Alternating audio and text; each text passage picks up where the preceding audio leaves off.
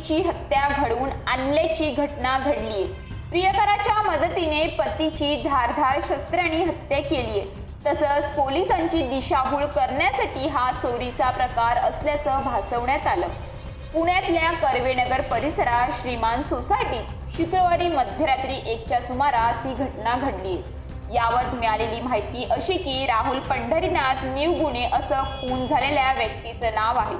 ते एका खाजगी वाहनावर चालक म्हणून काम करत होते।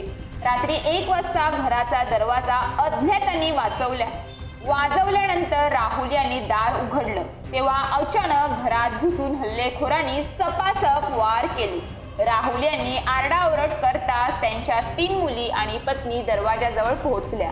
हल्लेखोरांनी राहुल यांच्यावर वार केल्यानंतर घरातले दागिने आणि रोकड किमतीची वस्तूंची चोरी केली अशी माहिती पोलिसांना मिळाली होती। दरम्यान मुलींनी हल्लेखोरांनी तोंडावर कापड बांधलं होतं असं सांगितलं, तर वडिलांची हत्या डोळ्यासमोर पाहिल्यानं मुलींना मोठा धक्का बसला आहे।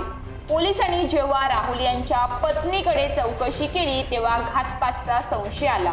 पोलीस चौकशीत पत्नीने प्रियकराच्या मदतीने पतीची हत्या केल्याचं समोर आलं आहे। पतीला अनैतिक संबंध समजले होते आणि प्रेमात ते अडसर ठरत होता, त्यामुळे पत्नीने पतीची प्रियकराकडून हत्या घडवून आणली।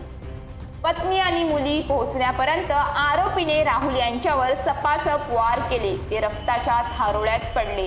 त्यानंतर आरोपीने घरातले दागिने आणि रोख रक्कम किमती वस्तू घेऊन तिथून पळ काढला अशी माहिती पोलिसांना देण्यात आली होती। पण पोलिसांना पत्नीवर संशय आल्याने त्यांनी कसून चौकशी केली असता धक्कादायक माहिती समोर आली आहे।